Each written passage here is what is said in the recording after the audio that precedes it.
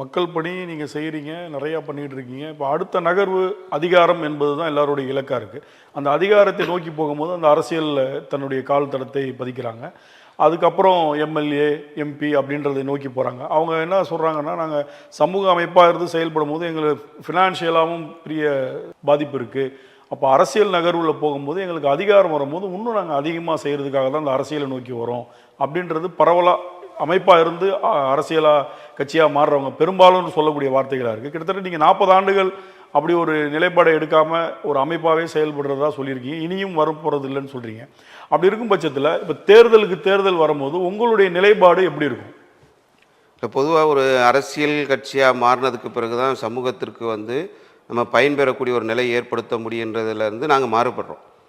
உதாரணத்துக்கு சொல்லணும்னு சொன்னால், பல அரசியல் கட்சிகள் இஸ்லாமியர்கள் இருந்த ஒரு சூழ்நிலையில் முஸ்லீம் லீக் போன்ற கட்சிகள் இருக்கும்போது கூட இடஒதுக்கீடுன்றது ஒரு எட்டாக்கனியாக தான் இருந்தது.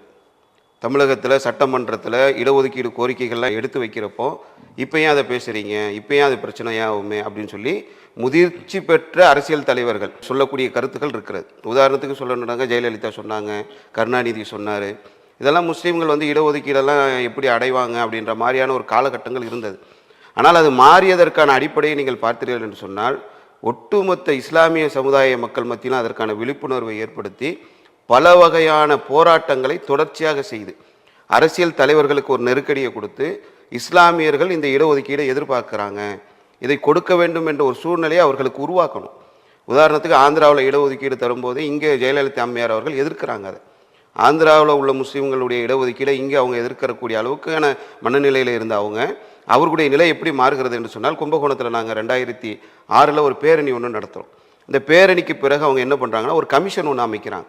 இஸ்லாமியர்களுக்கு இடஒதுக்கீடு கொடுக்கணும்னா உடனே அதை கொடுத்துட முடியாதானே, அதற்கு ஒரு கமிஷன் அமைக்கப்பட்டு அதற்கு பிறகு தான் அது அரசாணையாக மாற்றப்படும். அந்த அடிப்படையில் ஒரு கமிஷன் ஒன்று அமைக்கிறாங்க. அதற்கு பிறகு ஆட்சி கட்டிலில் அமரக்கூடிய கருணாநிதி அவர்கள் அந்த கமிஷனுடைய அடிப்படையில் முஸ்லீம்களுக்கு 3.5% இடஒதுக்கீடை கொடுக்குறாங்க. அப்போ வரலாறுகளை நம்ம எடுத்து பார்க்கும்போது, இப்படி ஒரு அழுத்தங்களுக்கு ஆளாகாமல் ஒரு அரசியல் கட்சியில் போய் நம்ம இணையிறோம்னா அவங்களோட சில நேரங்களில் நம்ம சமரசம் செய்யக்கூடிய ஒரு நிலை ஏற்பட்டுரும். அந்த நிலைக்கு நாம் ஆளாகாமல் சமுதாயத்துடைய கோரிக்கைகளை நம்ம வலிமையாக வைப்பதற்கு இது மாதிரியான விஷயங்கள், நாங்கள் தூரம் இருப்போம், மக்கள் பக்கம் நிற்போம், மக்களுடைய தேவைகளை தான் நாங்கள் கேட்போம்.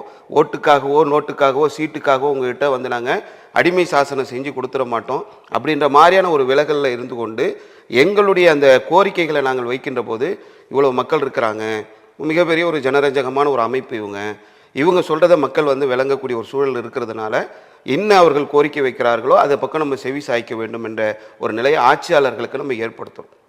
அந்த அடிப்படையில் கடந்த காலங்களில் நிறைய நிகழ்வுகளை நாங்கள் சொல்லலாம். ஒவ்வொரு மாவட்டங்களில், ஒவ்வொரு பகுதிகளில், ஒவ்வொரு சட்டமன்ற தொகுதிகளில் ஆட்சியாளர்களாக இருக்கக்கூடியவர்கள்கிட்ட போய் நாங்கள் கோரிக்கை வைத்து அதை அவங்க சரி செய்யாத போது நாங்கள் களத்தில் இறங்கி போராட்டம் செய்து அதை மீட்டெடுக்கக்கூடிய சூழ்நிலைகளையெல்லாம் நம்ம பல இடங்களில் செய்கிறோம். இதுதான் அதில் உள்ளது. அரசியல் கட்சியாக மாறித்தான் இதில் செய்ய வேண்டும் என்ற இந்த சூழ்நிலை இல்லை. சமூக பணி செய்து கொண்டு மக்கள் பக்கம் நின்று கொண்டு நம்ம செய்யும்போது அதை வென்றெடுக்கக்கூடிய ஒரு நிலைகளை நாங்கள் பார்க்குறோம்.